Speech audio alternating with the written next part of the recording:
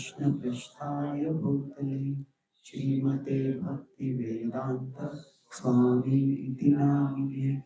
नमस्ते सरस्वती देवी गौरवाणी प्रचारिणे निर्विशेष शून्यवादी पाश्चात्य देशतारिणे वाञ्छाकल्पतरुभ्यश्च कृपा सिन्धुभ्य एव च पतितानां पावनेभ्यो वैष्णवेभ्यो नमो नमः। जय श्री कृष्ण चैतन्य प्रभु नित्यानंद श्री अद्वैत गदाधर श्रीवासादि गौर भक्तवृंद। हरे कृष्णा कृष्णा कृष्णा हरे हरे, हरे Ram Ram Ram Hare Hare. Hare Krishna. Grateful to be here, all of you today. And I had heard about how the youth here are taking initiatives in a lot of things, but it's wonderful to see how they're taking the opportunity to do the whole Sunday feast. So my best wishes to all of them. And it's very important that our younger generation feel not just a sense of connection with our tradition, but also feel a sense of ownership of the tradition. And if we can give them opportunities and they take the opportunities, there's nothing like it in for the for Krishna to enter deeper into their hearts and for them to share Krishna with others. So my best wishes to all of you for that. So today I'll speak on a topic that I have been reflecting on during my travels. As I spent almost 8 to 9 months a year traveling across the world, and I meet different devotees and talk with them, and I look at what are the challenges that devotees face in their lives, and are there some patterns in those challenges, and then can we draw principles of wisdom from scripture to address those challenges. So one of the challenges that I find devotees face is that sometimes they feel disappointed with some other devotee. They feel that they are being exploited by some other devotee. And this somehow seems to be happening. Just now I was in one city a few days ago, and there's one devotee who was telling me that we have one devotee whom we helped a lot, and we gave them a lot of money, and then we asked him, we lent him money, we asked him back. He said, you should be a Vaishnava, Drunadapi Sunichena. I said, what has that got to do with He said, you told you'll give it back, you did. And somehow, so this devotee basically, after I inquired a little bit, this other person was not actually a devotee. Hardly ever would come to the temple. Hardly ever would, nobody saw him chanting and practicing bhakti. But the devotee had learned the language of devotees. And whenever this devotee would say, hey, you have not done this. If you speak like this, you are offending a devotee. And somehow, as devotees, we become so afraid of offending other devotees that I said, in the fear of offending your devotee, offending this devotee in double quotes, you're actually offending your own intelligence. So, I'll talk today about the importance of boundaries based on the Ramayana. I have in India right now, there's a lot of Ram consciousness because of the the Ram temple coming up. Just before I came here, I had the fortune to go to Ayodhya and have darshan of Ram. It's beautiful. So I'm also working on a book on Ram Rajya, what it actually means and how we can at a grassroots level implement it.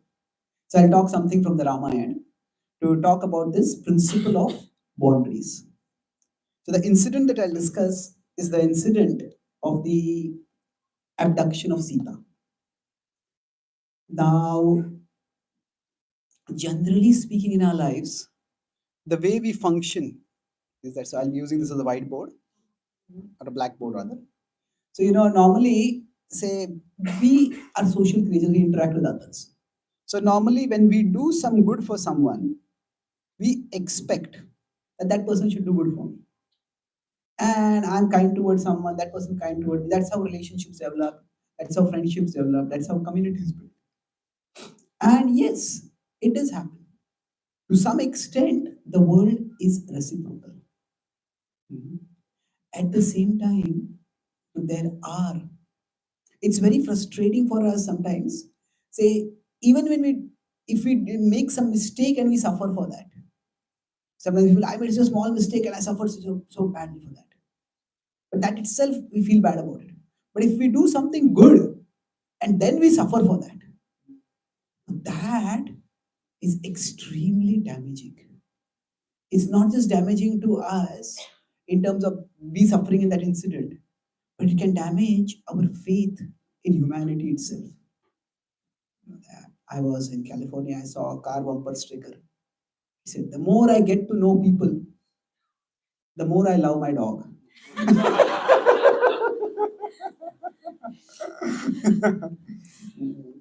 So sometimes this happens that, especially if we do good and then our goodness is exploited by someone else, that's very painful.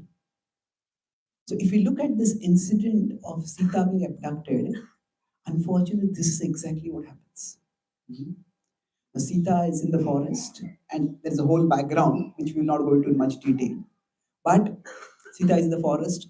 She has Ram and Lakshman with her. But then Ravan has a whole conspiracy out there. Ravan arranges for Maricha to attract Sita, and then sometimes some people make plans. And now Ravan's plan was that he wanted first. He had planned with Maricha that one of the two, either Ram or Lakshman, will go after him. And when he will lead them long away into the forest. And when they're sufficiently far away, he will call for the other person. So if Lakshman goes, he will call for Ram. If Ram goes, he will call for Lakshman. And that is what exactly happened. So first Ram went away, and then initially the whole plan was, there are people who often like to misinterpret scripture. So here sometimes Ram wanted to hunt the deer, so that they say that they used to eat meat. Now Sita wanted that deer as a pet, and that their exile was nearly ending. So she wanted that this could be also a memento that of the forest that she could give as a gift to Kaushalya after she goes back. So there was no plan to kill as such. Ram wanted to catch, and that's why he chased the deer. But then the deer kept appearing, disappearing, and acting beyond any way like an ordinary deer. Then Ram finally realized that this is the trick. Lakshman had already suspected that. He had mentioned that. So then Ram decided to shoot him. And when he was shot, that's the time he Maricha did what Ravan had told him to do. He called out, loudly called out, Lakshman, Lakshman. Now, one devotee asked me this question, that if Maricha could call out Lakshman, Lakshman, and that Lakshman was able to hear, then why couldn't Ram call out, hey Lakshman, it's not me?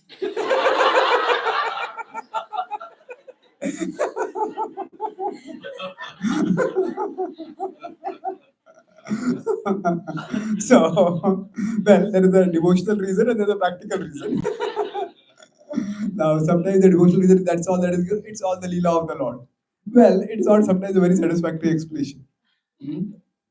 But practically speaking, see, Lord Ram is not always acting like God. When he is in the material world, he Naralila Kaivalyam.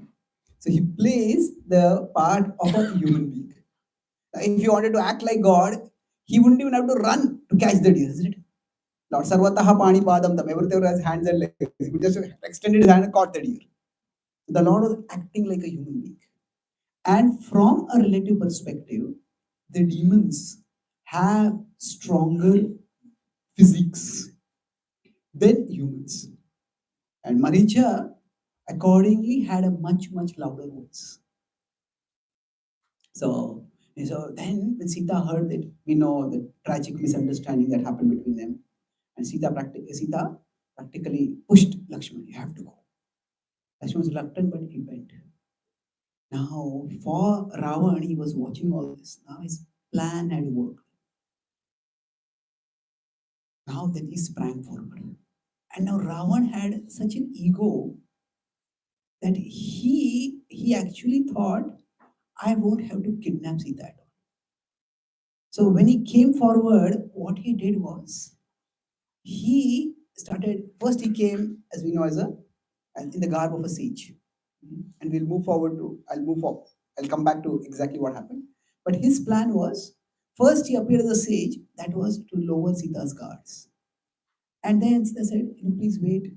You can wash your feet here, and my husband will come, and then we will serve you food. Now, Ravan, now in the later retellings, like Ramcharitmanas, it's described as a Lakshman Rekha. The Ravan was not able to get inside. Initially, Ravan's plan was that he will just brag about his wealth. So even when he was in the garb of a sage, first he started speaking, and then when he was speaking, Sita came out. So basically, first he said, I'm hungry. Please, I need food immediately. Please wait for some time. No, I am hungry right now. So then finally, Sita thought, what should I do? Now Ravan also, he knew how to exploit Sita's weaknesses. So he said she had a service attitude, and she naturally had a soft heart. She cared for her family. She said, if you don't feed me, you will be the reason why you and your family will have offended a sage. Normally, no sage says that you will offend me. That is, if a devotee says, by doing this, you're offending me. Well, that itself it's how it's like that person who is accusing you of not being humble is showing that they are not humble, isn't it? A devotee should never say that. Some other devotee can tell, no, this person, you should not talk like this with devotee. But a devotee's mood is never like that. Anyway, so he almost threatened her. He says, first, to serve me, and he said, if you don't, I'll get angry, I'm hungry, and I curse you. Sita became apprehensive. But I think, should I come out? And she decided, let me come out. Now she came out to serve him food, and then at that time, when she came forward, Ravan still had his own plan in mind. So he started praising Sita's beauty. And sometimes when we read the sacred epics, we may find certain descriptions that may seem somewhat explicit. You may wonder what are these descriptions doing in such sacred texts. But the point is that Ramayana is a kavya, and a kavya, one of the rasas that is there is Shringar. So beauty is described. And the purpose of beauty is it's not just gratuitous, it's not unnecessary. The point is Ravan had a plan. Now, that Sita was married, it was just like a minor detail for him. He didn't really care for dharma. So, so he thought the typical strategy by which, say, a man tries to attract a girl. The first is, at least in conventional circles, it is that he praise the woman's beauty and then brag about his own wealth. So that is what he did. He started praising Sita's beauty. Now, Ravan, he was so captivated by her beauty that he, in one sense, forgot that he was in the garb of a sage. And for a sage to speak like this was very, not just inappropriate, it was shocking. That was taken aback. And then Ravan started bragging about his wealth. And then he saw, He had such an ego. He thought that if somebody comes to know how wealthy I am, who will ever refuse me? And when he was speaking like this, he found that Sita was just because you can see for people's face what the impact is. Sometimes I'm giving a class and I see the whole audience is looking at me as if it's like they're watching a foreign language film with no subtitles. So then I had to stop and then I had to change something. He could say that Sita was not getting attracted to him at all. And so then what is the typical strategy? You glorify the girl, then you then praise your own wealth, and then the third thing is trash the competition. So then he started criticizing Ram. Oh, he's a beggar. Oh, he was exiled by his own father. What can he provide you? Now, each of these things, it was is alarming Sita, worrying Sita, is concerning. But when she criticized Ram, Sita's face just recoiled in disgust. And then Ravan realized that this is not working.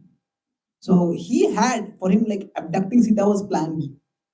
Plan A was like seducing Sita, captivating Sita. He thought she'll come voluntarily with me. Then that's when he decided to abduct her. And then we know Sita tried to call out to Jatayu for help, and Jatayu fought and he martyred him. And all the subsequent events happened.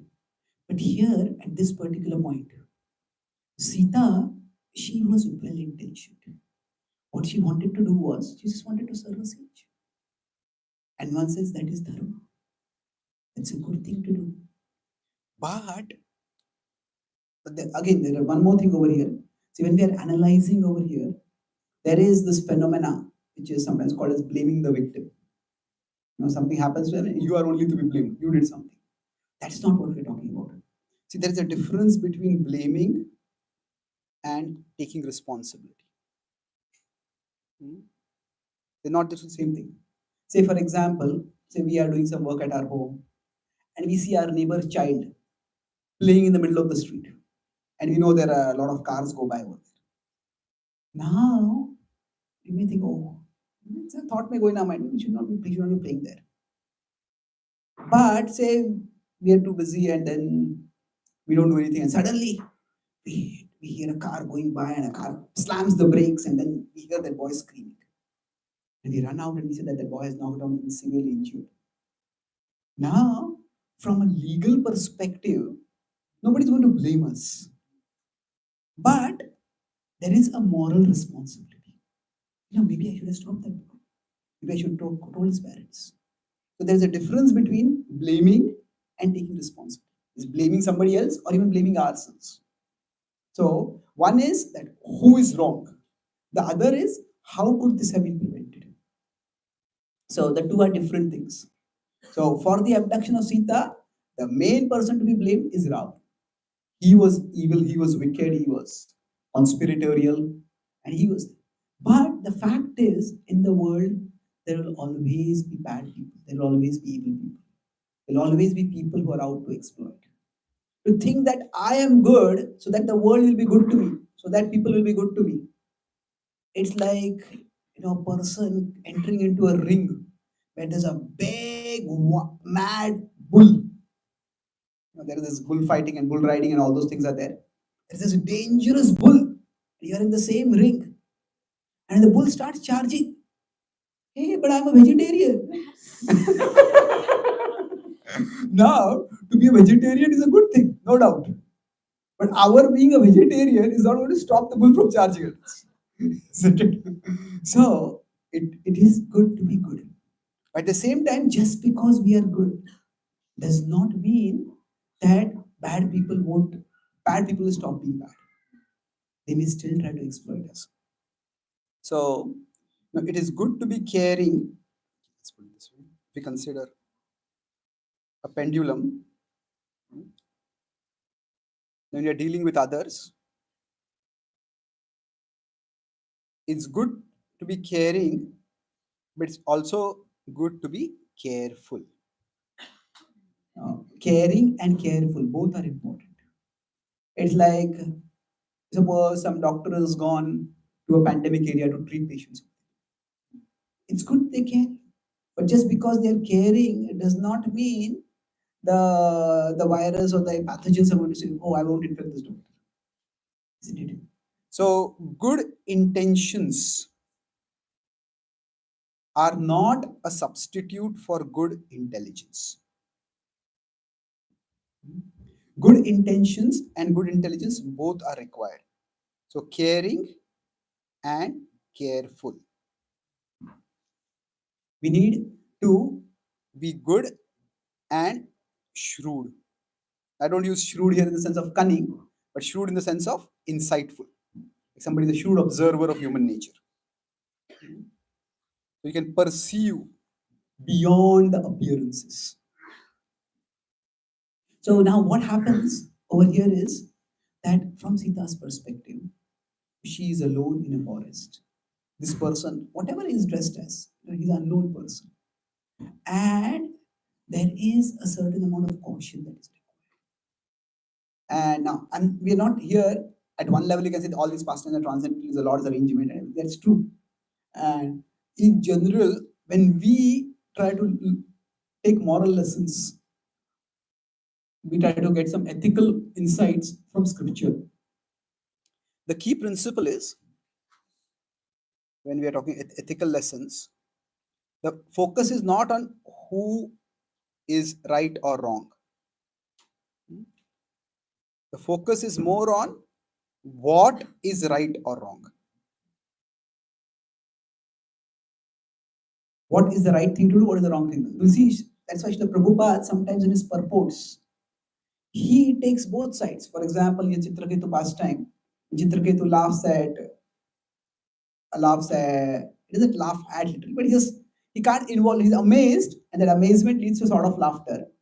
So he's amazed and he laughs at Lord Shiva with Parvati sitting on her lap, on his lap. So now when this happens, Prabhupada takes both sides in one sense. Prabhupada first says, there are great sages sitting over there. If they were not objecting, what business did Chitraketu have to object? So it was inappropriate for him.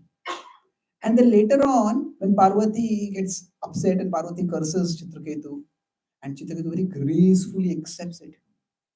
And then Lord Shiva says, just see how equipoised Narayana Parasarvi, how equipoised the devotees are. At that time, Prabhupada says that, all these great sages they were there, Lord Shiva was there.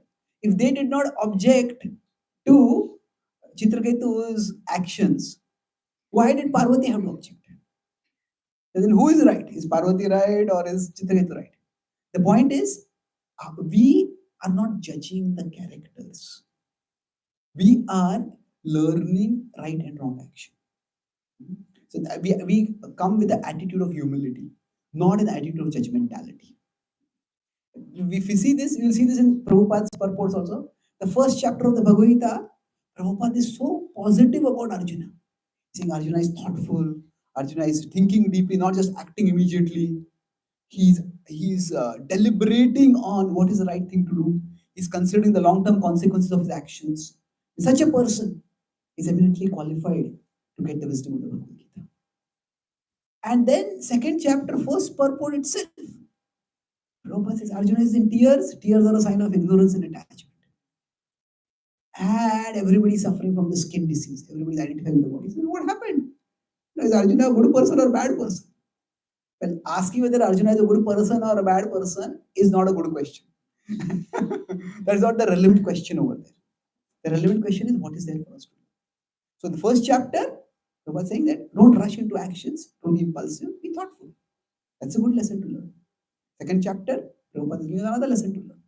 That is, that when we are attached, we get overwhelmed by our emotions. And our attachments come from our ignorance of our identity. So here we're not judging the actions of Mother Sita, we're just focusing on learning. So there is a certain level of caution required when we function in life. Good intentions are good, but good intentions are not a substitute for good intelligence. Even when Srila Prabhupada came to India with his Western disciples, at that time Many of them, they were the first time in India. They thought India is a land of spirituality. Uh, I had just been a part of leading a group of around 30 Americans who had come to India, into Rishikesh and down other places. So when we were in Rishikesh, so one of these American girls, mostly yoga students out there, women. So we were talking about their experience of the first 2 3 in America. I said, India is such a spiritual place. I haven't experienced any place like this. He says, everyone here is so nice and spiritual. So then I said to her, one part of me is tickled, the other part of me is worried for you. So, as an Indian, yes, if you're seeing spirituality in India, that part of me is the Indian part of me is tickled. But not everybody in India is like that. So you cannot be naive. So we have to be. It's good to be appreciative, but it also have to be very cautious. So this is where the principle of boundaries come in. Even when somebody is trying to do something good, the Bhagavad Gita talks about a very interesting concept in its 18th chapter.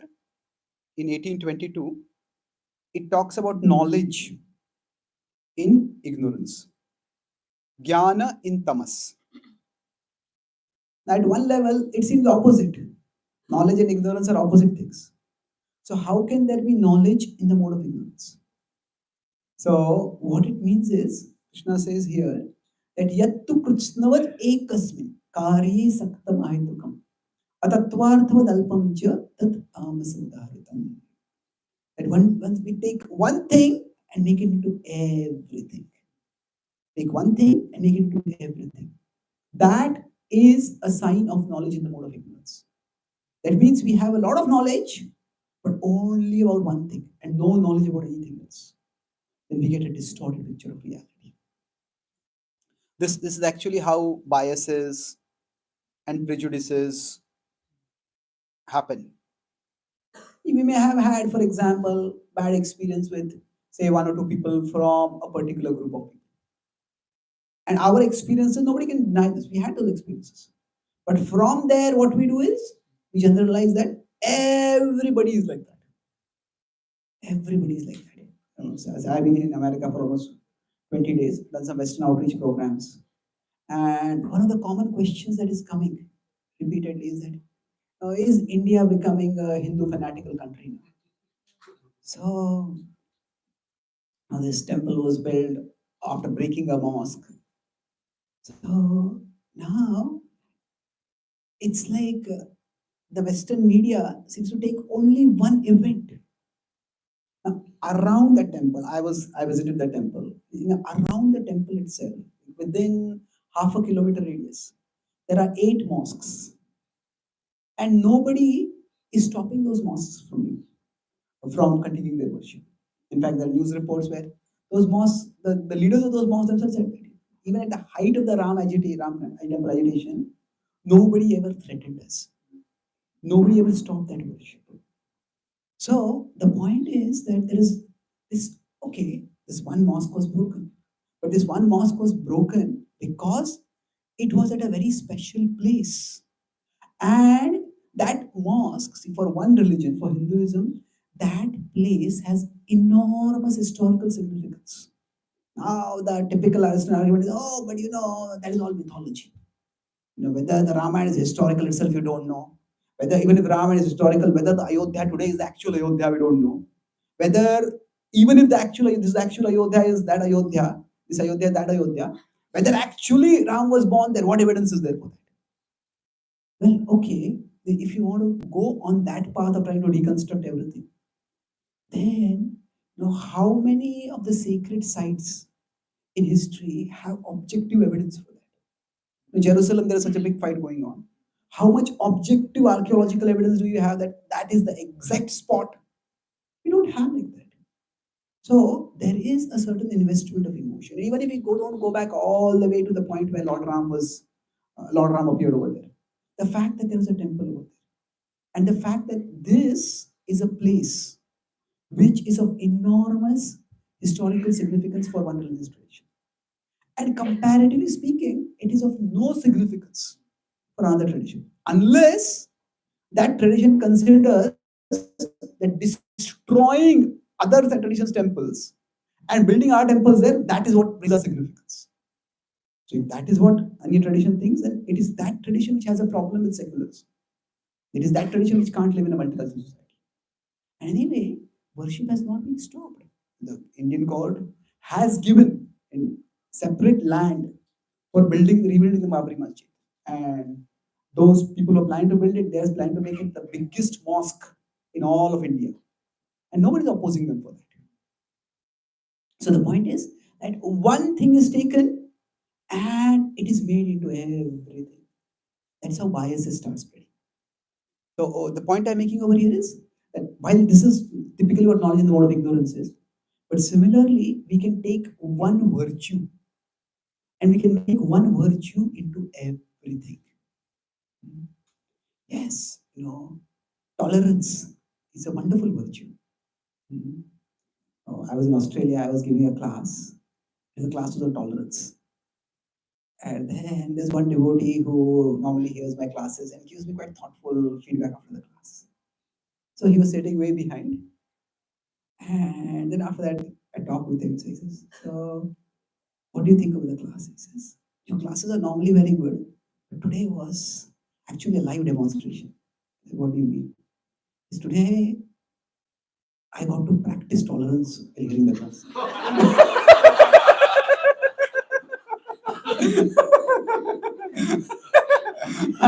I said, "What do you mean?" And then he realized what he had said. Sometimes some people, we speak some things and we have something going on in our mind, but the word sounds something else. Right? So he said, no, I didn't mean that. He said, but actually I was sitting behind and a person next to me was constantly talking on phone. And then, and I was getting annoyed. I was about to speak strongly to him. But I thought, this is a class on tolerance. Are you tolerating this? So I told him, oh, see, tolerance, what it essentially means. Tolerance is to, okay, please have tolerance for my handwriting. So, tolerance means to keep small things small so that we can keep big things big. The two are distinct elements, but the two are also linear elements. We keep small things small so that we can keep big things big. Trunadapi sunichena tarorapi sahishuna. The purpose is what? Kirtaniya sadahari. So if we have humility and tolerance, then in an undistracted way, our heart can be focused on glorifying the Lord. So the big thing is glorifying the Lord. But if that is, say, if you come here to hear the class, then that is the big thing. And if somebody is chit chatting over there, is stopping you from doing that, then tolerating that, that is not tolerance, that is importance. That it is, we keep small things small so that we're able to keep big things big. So tolerance is an important virtue, but tolerance cannot be made the supreme virtue. No virtue except the virtue of devotion should ever be made the supreme virtue. To have a service attitude is good. Sita had a service attitude. But when service attitude becomes the supreme virtue and we don't balance it with intelligence, then that can backfire. Any virtue that we have, so knowledge in the mode of ignorance means we take one thing and make it into everything. Now, Karna, for example, had immense gratitude toward Duryodhan when Duryodhan helped him in his time of dishonor almost. And that's understandable. He should be grateful for him. For that, he should be grateful to him. But at that time he said, I will, I will, I will be your friend forever. At that time, he might not have known the nature of Duryodhana. But over a period of time, what happened is that Karna, initially when Duryodhana was planning to have the Pandavas sent to the house of lac and then Maranavat and have them burnt, Karna opposed him. He said, why are you doing all these schemes? Let's challenge them straight for a fight, we'll defeat them. Shakuni said, you're a child, you don't understand things. And Shakuni was influencing Duryodhana much more than Karna. But then over a period of time, what happened? He got so caught in his desire to please Duryodhana. It was he who suggested that in the gambling match, that Draupadi be trapped in and be disrobed. To his credit, he regretted that afterwards. And then finally, just before the war, Krishna came as a peace messenger, and Duryodhana rejected the peace message completely, scornfully. His rejection was, there are different kinds of rejection also. Like sometimes we invite somebody for a program and they don't want to come. So they make an excuse. And they are making an excuse. We know that they're making an excuse, and they know that we know that they're making an excuse. But at least out of courtesy, they're trying to make an excuse. But if they say, even if I die, my dead body will never come to your program, then that's not just a refusal of the invitation. That's a kick in the face of the inviter. So Duryodhana's rejection of Krishna's peace proposal was like that. I will not give enough land to even put the tip of a needle through. So now Krishna saw that war cannot be avoided, then let us try to minimize war. And that's why the next morning he arranged for a meeting with Karna. And that time he told Karna, you are the Jeshta Pandava. You are the eldest of the Pandavas. And you come on the side of the Pandavas. You will be their leader just as Indra is the leader of the gods. And Karna said, I know. It's an elaborate conversation, it will be a whole different class, but I'm just making one key point over here. Karna said, I know that the Pandavas are going to be victorious. I saw a dream. And I know that the gambling dice that Shakuni threw is going to come back as Arjuna's Gandiva's arrows. It's going to destroy the entire Pandava Kaurava army. He said, I gave my word to Duryodhana. It is by his confidence in my support that he has come so far. I cannot abandon him. So now, here is gratitude at one level is good. But how far should gratitude go? Imagine, say, in Pakistan, there is some Pakistan, Afghanistan, somewhere there's some starving, starving kid, homeless, cold, and some people come and offer that kid food, clothing, shelter. He'll actually feel grateful. But then as the child is growing up, the child realizes these people are terrorists. They kill innocent people and they want me to kill innocent people. Now, does his gratitude to those who helped him extend to the point where he's obliged to participate in their murderous schemes? No. So, Karna, for him, the Mahabharata says his blunder was his misdirected loyalty. Excessive misdirected loyalty. Loyalty is a good thing. But if Karna would have stopped at that point, he said, I will come out to Arjuna's Pandava's side. People might have said he betrayed Duryodhana. But actually, he might have been able to protect Duryodhana. Without Karna's support, Duryodhana might have decided, I can't fight. Although, in one sense, Drona and Bhishma were more powerful, more experienced than Karna, Duryodhana knew they didn't share his antagonism toward the Pandavas. So he knew they would not, they were not bent on the fight. The only person apart from him who was bent on the fight was Karna. Dushasana was there, but Dushasana was not in that same league at all. So, if Karna had not been there, maybe Duryodhana would have rethought his plan to fight. Maybe the whole war would have been avoided. So, his gratitude condemned him. I mean, how can gratitude be a bad thing? Gratitude is a good thing. But if one virtue becomes so excessive that it blinds us to everything else, then that can be a problem. So that's why the last point we're talking about boundaries. At one level, there are boundaries against vices.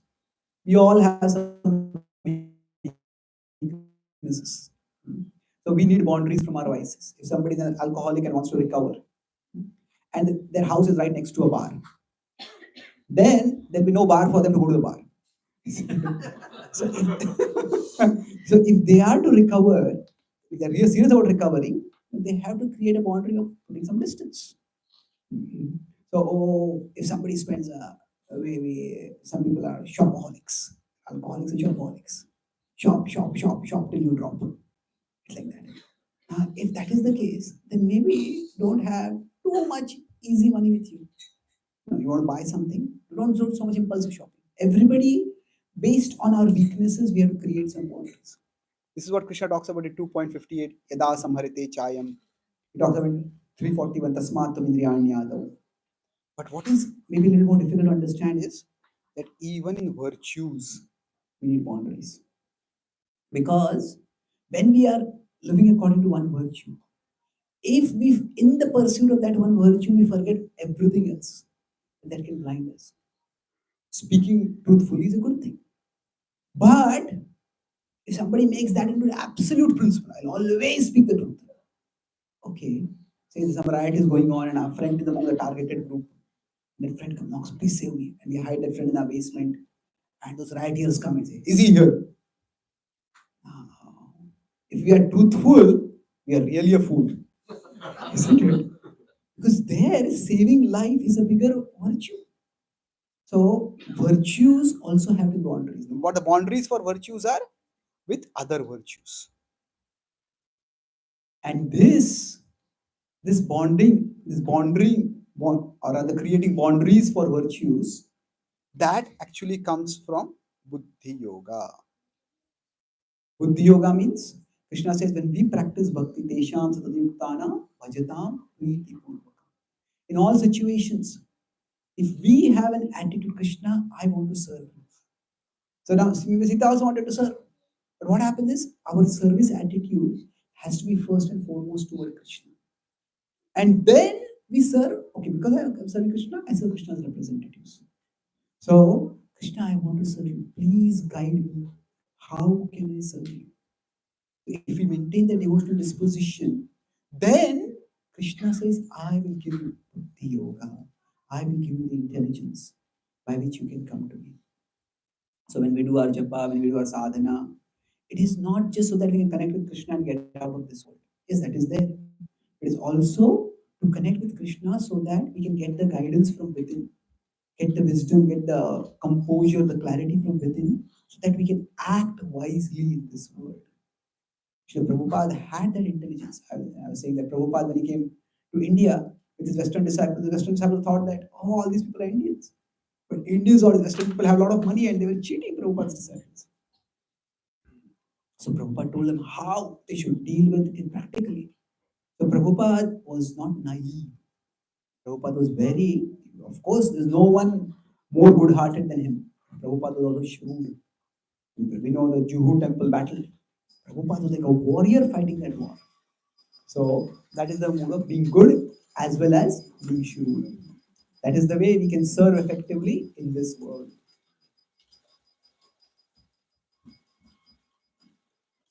So I'll summarize what we discussed today. So I started by discussing how, in our relationships, if we experience betrayal, if we experience disappointment, then that can make us lead us to cynicism about everybody, and our heart can become cold. So when we do good and we get bad, that is very jolting to our faith. And unfortunately, this is what happened to Sita in her interaction with Ravan. So we discussed how on one side is to be caring, on the other side is to be careful. Or another way to put it is, on one side is to be good, the other side is to be shrewd. On that side, you can put it same things. We have good intentions, but we also have good intelligence. So when we balance both of these, that is when we are safe. And then in that connection, we discussed how we need boundaries in our lives. We need boundaries for our vices, that is widely understood. But even for our virtues, so I discuss the concept of knowledge in ignorance. How one thing can be made into everything, and that can be a problem. So we discuss Karna's gratitude or Karna's loyalty, that can become a problem. Or sometimes being truthful can become a problem. So we consciously use our intelligence to balance one virtue with other virtues, and ultimately, so this it is our buddhi we use, and then through our bhakti, through our bhakti, we get from Krishna higher buddhi yoga, and that is how we can function in a way that we are connected with Krishna and we are also interacting wisely with others in this world. Thank you very much. Hare Krishna. Go ahead. Are there any questions or comments? Yes, please. It appears that some of these boundaries are dependent upon one's spirit level of spiritual advancement. For example, in the case of both Haridas Thakur and Jesus Christ, their compassion and their tolerance went way beyond what we might consider intelligence.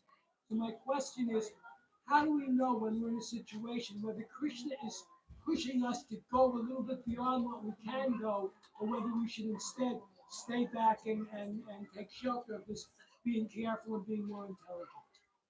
Okay, excellent question. So we have examples of Vedas Thakur, Jesus Christ also. Yes. See, there are two distinct things over here. In bhakti, so this is a spiritual level, this is the material level, and we are here. So at one level, we practice bhakti for transcending the world. We just want to go beyond this world. We want to attain the spiritual world. But there is another aspect that we practice bhakti also for transforming the world. That means we want to do some service in this place, in this world. Say we want to build a temple, we want to establish a community. So if our primary purpose in bhakti is only transcending the world, then there is an example of Jesus or Haridas Thakur. There's no need to, in one sense, have boundaries. That's an extraordinarily high level of devotion. But if we also want to have an impact in this, then we need to focus on practicalities. One devotee recently asked me this question that um, he said that this happened with one of my senior god brothers, and he asked my spiritual master a similar question. So this was he was in Mumbai distributing, he gone for a program. He was coming back for the program, and that's when riots broke out. And there were these rioters charging, and they saw him in saffron. Just they started yes, charging towards him. And he had been carrying some Bhagavad Gita to the studio. He just dropped the Bhagavad Gita and he just ran. And he ran and ran, and somehow he managed to hide and survive. So then he survived. Then he went and met Maharaj, and he asked him. I said, I just given this talk that I'm not the body, I'm the soul. And when these people threatened me, I just ran. So is it, am I being a hypocrite? What is it? So the spiritual master told him that it depends on your consciousness. If your consciousness is whatever Krishna wants to happen, let it happen. And that mode you accept what happens, even if they attack, it is okay. But if your consciousness is, no, I want to serve Guru, I want to serve Krishna, there's so much more I want to do. I want to become purified. Then, and for that purpose, I need this body. I want to protect my body. So that's also perfectly valid. So Krishna consciousness is not stereotyped. There are many different ways to be Krishna conscious. And when he told me this incident, I was thinking that Prabhupada, when he was in New York, and he was staying with this David Allen, and he was expected to become his student and disciple, he was already a student. And suddenly, David had a drug relapse, and he went mad and he attacked Prabhupada. When Prabhupada just left that room, he immediately came out. There's multiple long stairs. He came winding, he came rushing down those stairs in the streets. Was Prabhupada not dependent on Krishna? Yes, he was dependent on Krishna. But Prabhupada was concerned how best can I serve Krishna. We have the example of, is it, I think, Raghunath Das Goswami was doing his bhajan on the banks of the Radha Kund, and a tiger came over there. And then Krishna was standing next to it with a stick. And then one of the elder Goswami saw and said that you think that you are so detached that you don't need a bhajan kutir. But in the process, what are you doing? You are getting Krishna to guard you. He says our purpose is to serve Krishna, not get Krishna to serve us. So there are multiple ways to be Krishna conscious. And having boundaries is also one way to be Krishna conscious. If somebody wants to be that transcendental, then the challenge with that is now we will be transcendental in that moment, but then we'll be non-transcendental and complain for the rest of our life. That is not very healthy. Okay. Thank you. Yes, please. Any other question?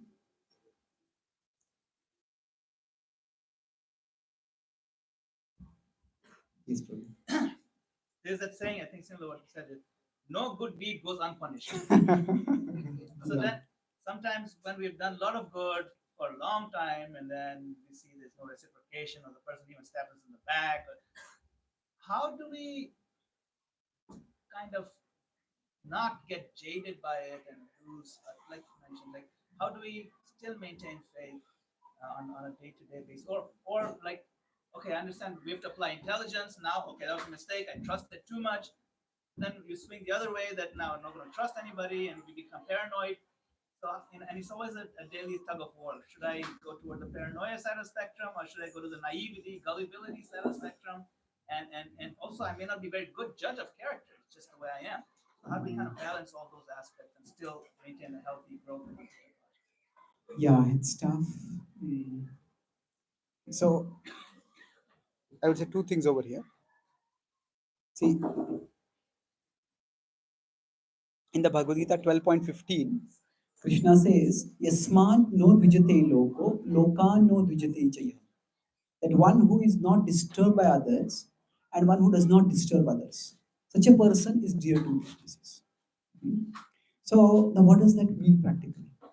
The nature of relationships is that I will do something that will disturb you and you will do something that will disturb me. It's unavoidable at one level. But there are two things. here, if you consider the spectrum of interactions, there are some things which are, say, non-negotiable. This is person one, this is person two. There's some things which are non-negotiable for one. There are certain things which are non-negotiable for person two. And then what is in between could be negotiable. So when Krishna says, we don't disturb others and don't let others disturb you, that means that if something is non-negotiable for the other person, and we come to understand that we push somebody too much and they just hit back at us, that is non-negotiable for them, then we don't interfere with that. Okay, that's what you want to do. But it also means that we don't let others intrude into that which is non-negotiable for us. We also need to have that. It's not artificial. No matter what the other person does, I won't be disturbed by them. It's rather that I draw boundaries so that the things which if you do it will disturb me, I tell you in advance, and then you don't do them, or I don't let you do them. So this understanding that what will non-negotiable for us is important, and then we can draw the boundaries ourselves. And that's one point, that in any relationship we cannot go to the extreme of making everything negotiable, and we can't go to the extreme of making everything non-negotiable. So that differentiating between what is negotiable and non-negotiable is helpful. And that requires us to do some homework beforehand to know what is non-negotiable for us. And then the second thing is that It's, if I am here, the other person is here. Like there are many other people over here. So Krishna is above us. So at one level, we are interacting with that person, we are doing something for that person. But we are actually doing something for Krishna. We are not just serving that person, we are serving Krishna through that person.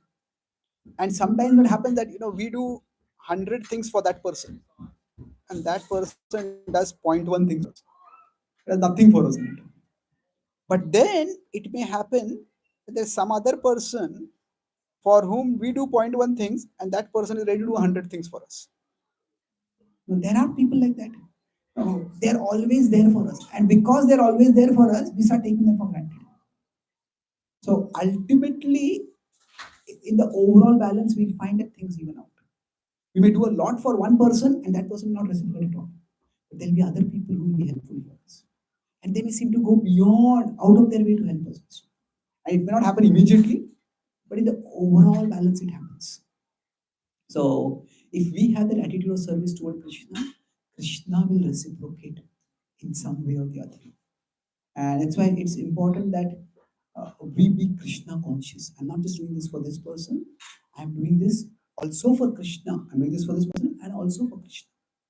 So when we say that, Tomeva Mata Chapita Tomeva, that means that you are my mother, you are my father, you are my friend, you are my sibling, you are my wealth, you are my knowledge. Tomeva Vidya Dranam. What it means is that ultimately all these things are giving us something. Parents give us something, our wealth gives us something, some shelter, some support. It is Krishna giving to us through all of these things. So when Prabhupada is in the Jaladuta, he keeps a journal. And one of the things he writes in the journal is, my thanks to Lord Krishna for expertly guiding Sumti Morarji from within her heart to arrange for all this nice vegetarian food on the ship. It's amazing. He's acknowledging Sumti Morarji did it, but he's also acknowledging Krishna did it.